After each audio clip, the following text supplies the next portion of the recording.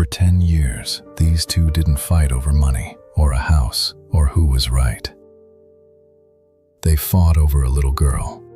They turned their own daughter into a weapon, a spy, a witness, a message carried between two cars in a parking lot.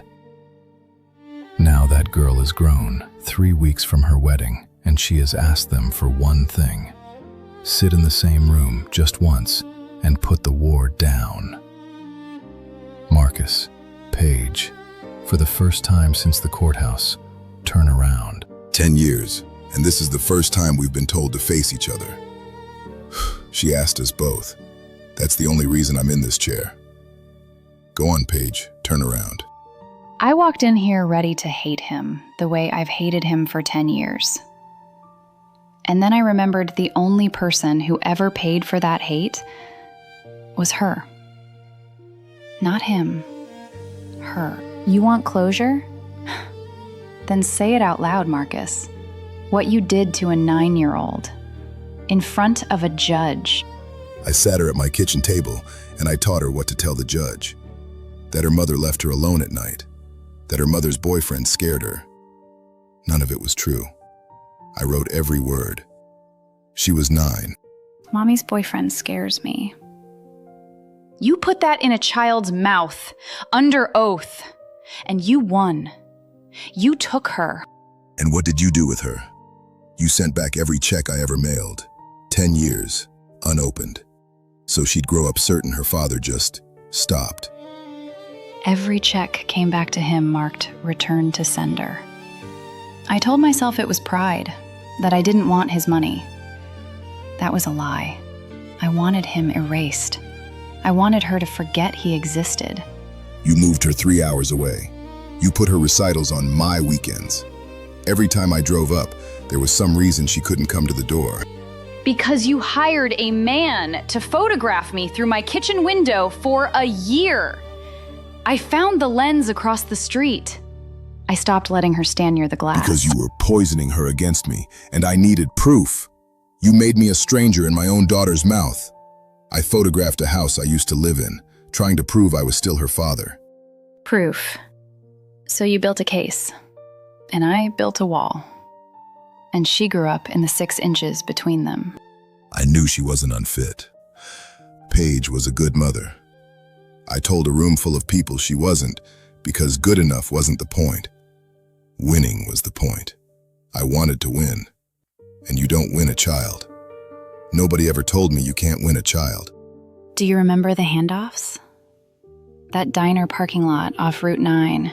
She'd stand between our 2 cars with her backpack, waiting to see which one of us would start. And we'd argue over her head.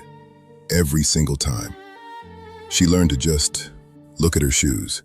6 years old, studying the asphalt so she didn't have to see our faces. I searched her backpack after every weekend, read her texts, asked her what he said about me, what he bought her, who was at the house. I made an 8-year-old a spy, and I called it love. I called it keeping her safe. I found a notebook once. She was 10. It was full of rules she'd written for herself. Don't mention Dad at Mom's. Hide the birthday money. Don't smile too big about the other house.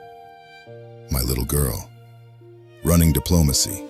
Managing 2 countries at war, so neither one would punish her for loving the other. By 15, she stopped telling us anything at all. You'd ask about my house, she'd go quiet.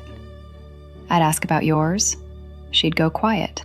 And we called that peace. We finally stopped fighting because there was nothing left of her to fight over. We called a silent child peace. So why are they here tonight? 3 weeks before her wedding, Nina wrote this program a letter. She asked me to read it to them with the chairs turned away, so neither one could perform for her. She wrote, "Mom, Dad, I'm not asking either of you to walk me down the aisle. I've already decided. I'm walking alone." Walking alone. Both of us still alive. Both of us in this room. And she'd rather walk down that aisle with no one. That's the verdict. That's what 10 years bought us. She wrote more. I found a video from before, the 3 of us, You two were laughing, really laughing. I've watched it 100 times. I don't need you to make peace for the photos. I need to know that laugh was real, that I didn't come from a war. Because I'm about to start a family, and I am terrified of what I'm made of. She told her fiancé she doesn't want children. Our girl, she's afraid she'll do to them exactly what we did to her. That's what we built, Marcus. Not a custody arrangement. A daughter who is scared to become a mother. We did that, both of us, with our own 2 hands. There was a night she was 12. She looked at me across the kitchen and said, "Mom, I can't love you both at the same time. It's too heavy." And I knew right then I'd gone too far. And I did it anyway, for 6 more years, because stopping felt like letting him win. You want to know when I lost her? The day she called me Marcus.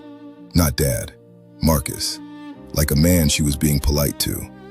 And I stood there, and I blamed you. I blamed you, too, for all of it. Every night, every holiday, every empty chair, always your fault, never mine. And we were both right. That's the part nobody tells you.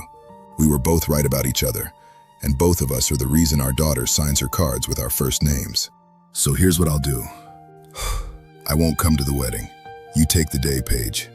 Let her have one parent in that room who isn't a battlefield. I'll step out. For good, if that's what she needs. No, Marcus. I spent 10 years making you disappear from her life. I am not doing it one more time. Not even to be kind. That's the same knife, I'm just holding it gently now. I won every ruling.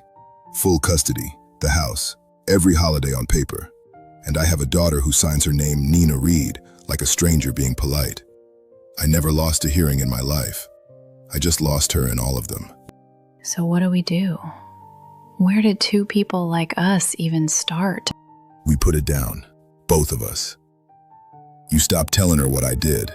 I stopped keeping score of what you did. And we give that girl 2 parents who lost her, instead of 2 parents still fighting over the pieces. He turned toward that wall, and he didn't reach for a weapon. He just set his down. After 10 years of war over that little girl, that was the first peaceful thing either of us has ever managed. I only wish she'd been here to see it. I wish we'd done it while she was still small enough to believe us.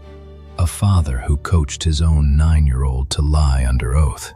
A mother who erased him 1 return check at a time. So we have to ask you, who did more damage? The mother who made him a stranger, or the father who put words in a child's mouth in a courtroom? They put the war down tonight, 10 years too late. And there is one question still open. 3 weeks from now, will Nina invite either of them to her wedding, or walk down that aisle alone? Her phone is in her hand tonight. It hasn't rung yet. Tell us below what you'd do, and stay for the next one.